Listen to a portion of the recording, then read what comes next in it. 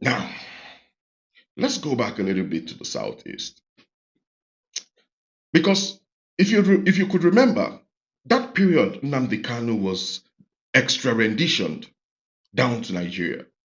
The Southeast witnessed some sort of mayhem unleashed on the people of the Southeast. That was when the name unknown gunmen was being used to describe the men perpetrating this act. Unknown gunmen, which means nobody knows who exactly is carrying out this act. Some say IPOB, ESN, but yet this set of people that were being accused denied the charges, said they were not involved. Even during Nnamdi Kanu's court section, he denied the charge as well. But something happened on that very day Kanu was to be sentenced.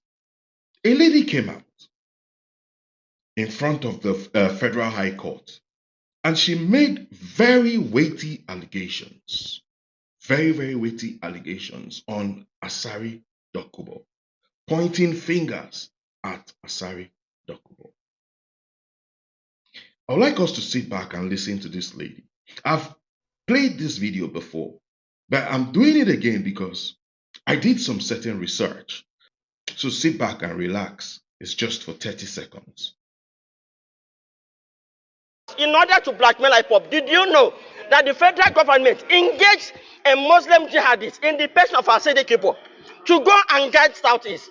Did you know that the federal they broke a jail in Imo State, carried all the criminals, handed them over to Asari Dokubo? He recruited them and poured them in Imo State. Did you know that the Bubago outfit is the outfit that the federal government used to carry out jihad in Imo State? And they will perpetrate this act. The next thing you will hear is IPOB. Now, who are these IPOB? You say IPOB. IPOB say it is not us. Why don't you take time and investigate? It never happened. You know that in the East today, if anybody killed, they don't carry out investigation. So all they did is to do that to set Nnamdi Kanu up to court. We are watching. We know what they want to do. Your name, ma'am? My name is Lord Onneka Chimeze. I'm the president of Igbo Women Assembly. Thank you. Man, this is serious. Now, how true are all these charges? Because it kept me pondering. But I have to do some dig up, some in-depth research. Now, I'd like you guys to also listen to this. I have a private military company that was engaged by the government of Nigerian state. And I've been doing the work for the Nigerian state. Private military companies exist all over the world. We have Black Waters, we have Wagner, we have so many private military companies. They are not even new to Nigeria. The only thing new is that maybe a Nigerian is now providing the same services that South African and Belarusians and other people provided. And we fought. We are fighting side by side with the Nigerian military in many places. Wow. How legal is this? I sincerely speaking, how many of you know about this private military company owned by Asari? Where does he source his weapons from?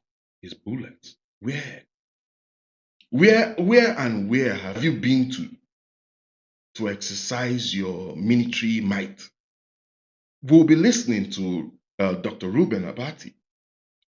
First of all, he has worked with the government before. He worked in Goodluck Jonathan's government as I think a spokesman or a special advisor, either one of the two.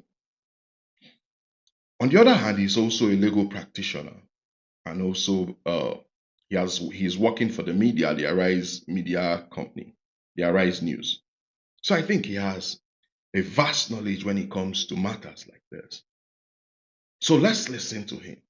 Let's tap from his knowledge and find out if what Asari Dokubo just made mention of, what he just said, if it's legal or not. Let's listen to Ruben Abati. Asari Dokubo to say that he runs a private military company. No, that would be an illegal company. Yes. It would be an illegal operation. If you look at the Nigerian constitution, only the police is given powers for internal security. If the police is overwhelmed, then you can bring in the military for limited intervention. Yes. The third category is what they call private security guards. Those private security guards, they are recognized by law. They are, under the Ministry of Interior, and the Establishment Act of the National Security and Defense Corps allows the Civil Defense Corps to license those private security guards who can be deployed either for public or private purposes. So if he's saying he has a private military company, no, that is wrong. Yeah. Because Nigeria does not recognize that.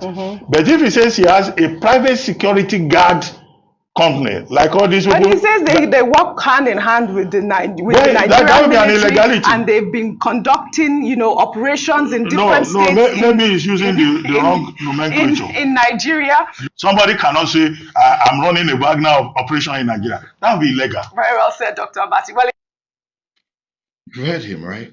So it's completely illegal. So where is he carrying out his military exercise? Where is he performing his tax? Who is aware of this private military company? Do you know what a private military company is? It's more or less like having a national army. That's what it entails. That's what it means. This is seriously a thing of concern. Now, my greatest fear in all of this, I want you first to listen to this first. Now look at you people in Igbo land. Look at how you are dying. Woto. You are talking. You know, see me? I don't run. On our head, no correct. It be like on they look for who go finish on her. Look for na everywhere finish on her. Our Igbo brothers, it be like say sickness don't affect on her well. If on her no cure on herself, I go provide cure for her. Can you imagine what he's saying to an entire tribe? Can you imagine what he is saying to an entire tribe? Now imagine if this man truly has this private military company, and this company was actually being deployed to the southeastern part of the country. A man saying something like this. Your guess is just as good as mine.